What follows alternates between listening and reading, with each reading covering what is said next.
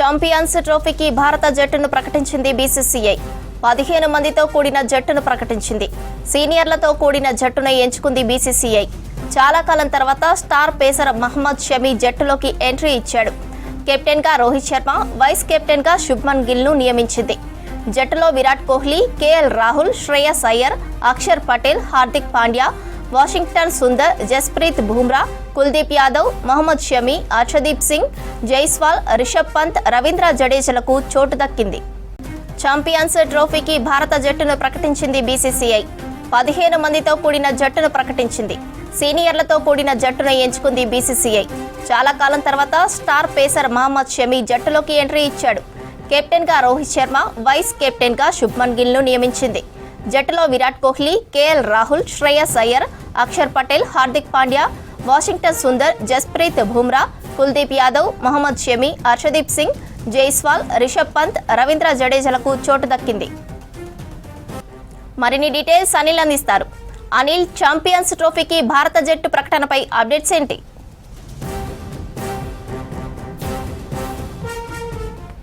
స్రవంతి, 2025 champions ట్రోఫీకి సంబంధించినటువంటి భారత జట్టును కాసేపటి క్రితమే బీసీసీఐ ప్రకటించింది. సో ముఖ్యంగా ఈరోజు జరిగినటువంటి ముంబైలో జరిగినటువంటి సమావేశంలో సుదీర్ఘంగా దాదాపు 12:30 గంటల ప్రాంతంలోనే ఈ టీం అనేది అనౌన్స్ చేయాల్సినటువంటి సమయం, కానీ 2 గంటలు ఆలస్యంగా ఈరోజు ఈ టీంను ప్రకటించారు. 12:30 గంటలకు ముంబైలో సమావేశమైనటువంటి ఈ సమావేశంలో మాత్రం పూర్తిగా 15 మందితో కూడినటువంటి భారత జట్టును మాత్రం ఈ ఛాంపియన్స్ ట్రోఫీకి సంబంధించి ప్రకటించారు. సో ముఖ్యంగా ఇందులో మనం మెయిన్గా చూడొచ్చు, మహమ్మద్ సిరాజ్ను కూడా ఇందులో చోటు దక్కపోవడం ఒక ముఖ్యంగా చెప్పవచ్చు. ఇక తర్వాత ఈ 15 మందితో కూడినటువంటి టీం కూడా ఈ వచ్చే ఫిబ్రవరి 19 నుండి కూడా ఈ ఛాంపియన్షిప్ ట్రోఫీ ప్రారంభం కాబోతుంది. సో మొత్తం ఈ టీంలన్నీ కూడా ఈ భారత్లోనే దుబాయ్లోనే భారత్కు సంబంధించినటువంటి మ్యాచ్లన్నీ కూడా దుబాయ్లోనే జరగనున్నాయి. ఎందుకంటే గతంలోనే అటు పాకిస్తాన్లో కూడా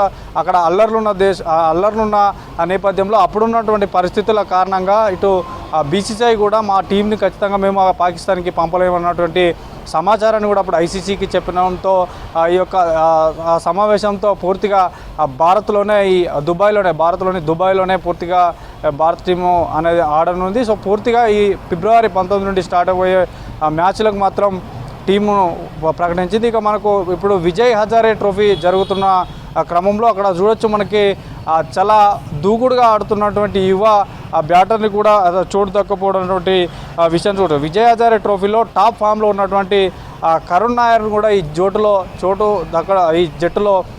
దక్కలేదు. తర్వాత మహమ్మద్ సిరాజ్కి చోటు దక్కపోవడంపై కూడా ఇటు క్రికెట్ అభిమానుల్లో కొంత నిరాశ మిగిల్చిందని చెప్పవచ్చు. సో 2:30 గంటల పాటు జరిగినట్టు ఈ సమావేశంలో మాత్రం 15 మందితో కూడినటువంటి జట్టును ప్రకటించారు. ఒకసారి మనం ఈ జట్టును కనుక చూస్తే ఈసారి కూడా రోహిత్ శర్మ అందరూ అనుకున్నట్టుగానే రోహిత్ శర్మే కెప్టెన్గా వ్యవహరిస్తున్నాడు. తర్వాత యంగ్ బ్యాటర్ అయినటువంటి శుభమన్ గిల్ ఈ ఛాంపియన్స్ ట్రోఫీకి వైస్ కెప్టెన్గా వ్యవహరించుతున్నాడు. సో పూర్తిగా టీంని కనుక మనం ఒకసారి చూస్తే యశస్విన్ జైస్వాల్, తర్వాత విరాట్ కోహ్లీ, శ్రేయస్ అయ్యర్, కేఎల్ రాహుల్, హార్దిక్ పాండ్యా, అక్షర్ పటేల్, రిషబ్ పంత్, రవీంద్ర జడేజా, తర్వాత వాషింగ్టన్ సుందర్, తర్వాత కుల్దీప్ యాదవ్, బుమ్రా, మహమ్మద్ షమి, హర్షదీప్ సింగ్.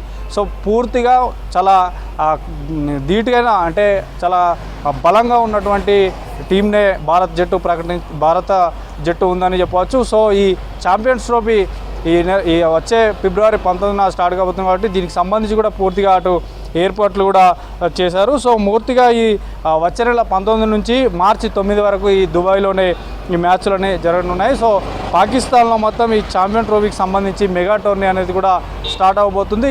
దీంట్లో సౌత్ ఆఫ్రికా, న్యూజిలాండ్, ఆస్ట్రేలియా, ఇంగ్లాండ్కి సంబంధించినటువంటి టీమ్స్ పాల్గొంటుంటాయి. సో ఫిబ్రవరి 20న బంగ్లాదేశ్తో తొలి మ్యాచ్ మన ఇండియా ఆడనుంది. తర్వాత ఫిబ్రవరి 23న పాకిస్తాన్తో భారత్ దుబాయ్లో ఆడనుంది. తర్వాత మార్చి 2న న్యూజిలాండ్తో ఆడాల్సి ఉంది ఇండియా. సో ఈ మ్యాచ్లన్నీ కూడా దుబాయ్లోనే జరగనున్నాయి. సో పూర్తిగా దీనికి సంబంధించి మాత్రం ఏర్పాట్లు కూడా ఇప్పటికే పూర్తయ్యాయి. సో ఈరోజు మాత్రం కాసేపు 12:30 గంటల ప్రాంతంలో ఈ షెడ్యూల్ ఈ టీం అనేది రిలీజ్ కావాల్సింది. కాస్త సమయం తర్వాత 2:30 గంటల ఆలస్యం తర్వాత మాత్రం ఈ జట్టును ప్రకటించారు. సో పూర్తిగా ఈ విజయ్ హజారే ట్రోఫీలో మాత్రం చాలా దూకుడుగా ఉన్నటువంటి యువ బ్యాటర్ను కూడా తీసుకోలేకపోవడం వల్ల కూడా అటు అజిత్ వర్కర్ కూడా ఏదైతే చీఫ్ సెలెక్టర్ అజిత్ అగస్కర్ కూడా ఈ యొక్క సెలక్షన్ కమిటీలో కూడా ఒక నిర్ణయం తీసుకుంది. అతని గురించి కూడా మనకు ఒక లేవనెత్తడం జరిగింది. అతని గురించి ఏదైతే అతనికి ఛాన్స్ ఇవ్వకపోవడం మాకు అతని గురించి మా దృష్టికి రాలేదని కూడా ఆ కమిటీలో వారు చెప్పడం జరిగింది. సో పూర్తిగా మాత్రం ఈ సీనియర్స్కే అవకాశం కల్పించారని చెప్పవచ్చు. సో పూర్తి స్థాయిలో మాత్రం వచ్చే నెల ఫిబ్రవరి 19న స్టార్ట్ కాబోయేటువంటి ఈ ఛాంపియన్స్ ట్రోఫీకి సంబంధించి జట్టును అయితే ప్రకటించారు. సో దానికి సంబంధించి కూడా దిశానిర్దేశం కూడా అటు భారత కోచర్స్ కానీ తర్వాత వివిధ విధానాలు ఎలా ఉండాలి, ఈ ఛాంపియన్స్ ట్రోఫీలో ఖచ్చితంగా నెగ్గాల్సినటువంటి అవసరం ఉంది కాబట్టి ఖచ్చితంగా ఎలా ముందుకెళ్ళాలనే విషయాలను కూడా అటు కోచ్లు కూడా చెప్పబోతున్నారు. ఇక దీని తర్వాత కూడా ఇటు ఇంగ్లాండ్తో కూడా ఒక సిరీస్ ఉండనుంది. సో ఇంగ్లాండ్కి సంబంధించినటువంటి ఆ టూర్లో కూడా ఏ సెలెక్టర్లు కూడా ఏ బ్యాట్స్మెన్ని ఏ బౌలర్ని కూడా ఎంచుకోవాలన్నటువంటి విషయాలను కూడా సెలెక్టర్లు పరిశీలిస్తున్నారు. సో దీని తర్వాత ఈ ఛాంపియన్స్ ట్రోఫీ ఈరోజు వచ్చింది కాబట్టి ఇంగ్లాండ్లో జరిగేటువంటి ఈ సిరీస్కు సంబంధించి కూడా త్వరలోనే ఈ జట్టును ప్రకటించనున్నారు శ్రవంతి.